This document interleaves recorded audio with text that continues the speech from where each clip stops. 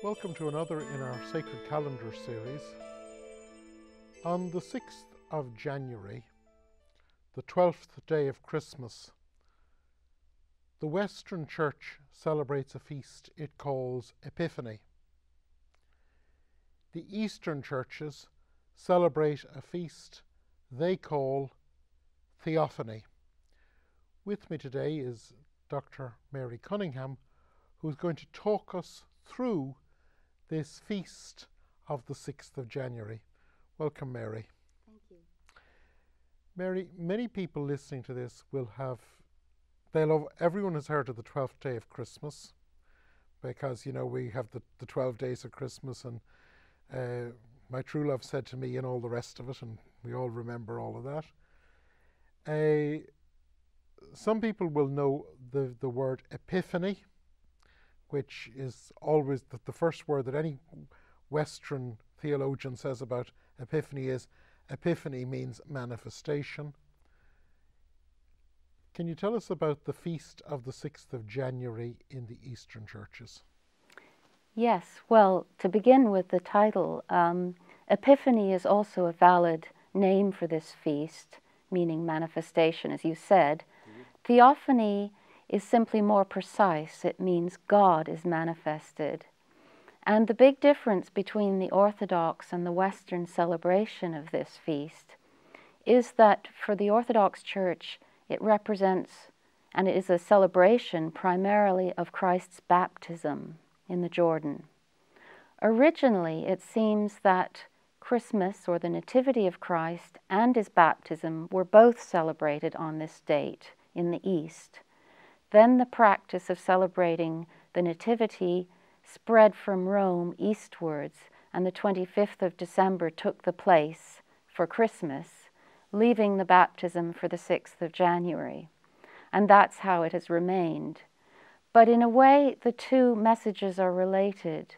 What is celebrated in the baptism of Christ, above all, is God's manifestation in the world, that he enters the Jordan River as God, sanctifies the water, transforms creation, brings light into the world. There's a wonderful sermon by the 4th century preacher Gregory of Nazianzus called On the Holy Lights, which is about this feast, Epiphany or Theophany, in which he talks about how Christ as the light comes to illuminate the world.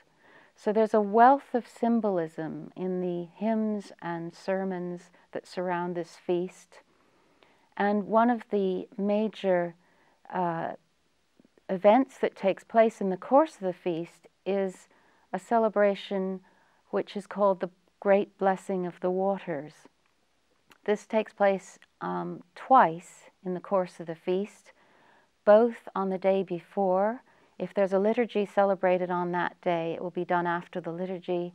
If it's a vigil, it will be done in the course of the vigil, in which the priest or the bishop lowers a cross 3 times into the water, which would be in a font in the church, symbolizing Christ himself entering the water, sanctifying it. The water itself really symbolizes, I think, creation, and it's again God entering creation and transforming it.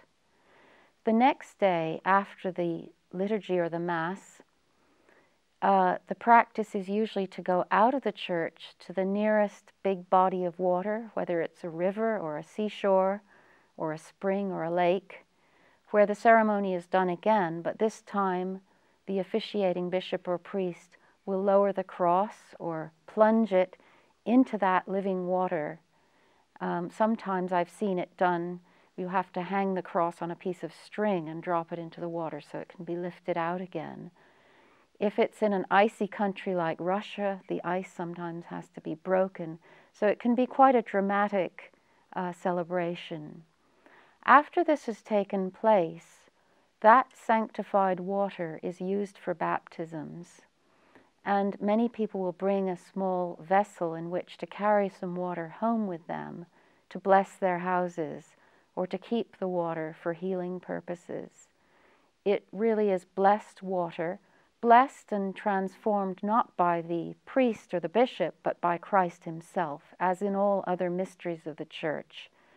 The priest simply represents Christ, but this is a real event, a miraculous transformation of the water in this religious service for the Orthodox.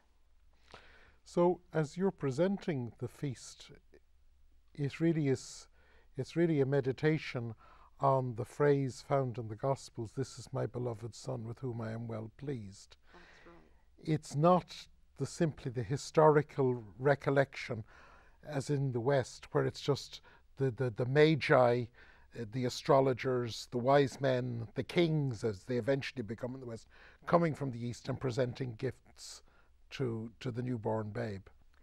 That's right. And another very important theme that's emphasized in hymns and preaching on this feast is that it is a manifestation of the Trinity, that God the Father manifested himself with those words that are recounted in the Gospels, the Holy Spirit appeared as a dove, and Jesus was revealed as the Son of God. So we see the Trinity being manifested really for the first time in the Church. Not the first time, but clearly in a way that the faithful can understand. So Theophany, the appearance of God. Yes. One other element is that for Western Christians, the Epiphany is really, for those people where Christmas, by the time that the 6th of January comes, often Christmas seems a long time ago. Christmas almost ends on Christmas Day, then New Year's Day, and by the 6th you're back in work, and in fact the Epiphany is almost disappears. One of the few vestigial things is that schools tend to open up again often after Epiphany, because there's a tradition of giving people about a fortnight after Christmas. But Theophany seems to be a much more significant feast in that people are taking the water home, the water is being used for baptism. It's a feast which has an afterlife in the liturgical year. Yes, that's very true, and it is a very important feast in the Orthodox Church. It is an unfortunate aspect of modern life that many people are at work and can't attend the liturgy, but I think many would make an effort to take the day off. And of course, as in any other important feast, there's the vigil which takes place the day before, which contains really most of the theological teaching in its hymnography, and from which we can learn the theological meaning of the feast. Would it be true to say that for the Western Church, the image of Epiphany is the image of gold, frankincense, and myrrh, and the gospel story in Matthew of the presentation of the gold, frankincense, and myrrh? Whereas for the Eastern Church, it's the image found in the Gospels and found in various ways in all four Gospels of the event of the baptism, and the event of the baptism as the voice from heaven, the appearance of the dove, and the Son of God in the water. Yes, I would agree with that. And I think it's also important to remember that, at least in the early church, and probably still today, many people are baptized on this feast. To refer again to Gregory of Nazianzus' sermon, he calls it on the holy lights because literally people carried candles or torches when they were about to be baptized. And when a newly baptized Orthodox Christian goes up to receive communion, that person will hold a lighted candle, which symbolizes the light of illumination and knowledge that he or she has received in baptism. So it's definitely a forward-looking feast which leads on to one's life in the church as a baptized Christian. Mary, thank you very much. Thank you.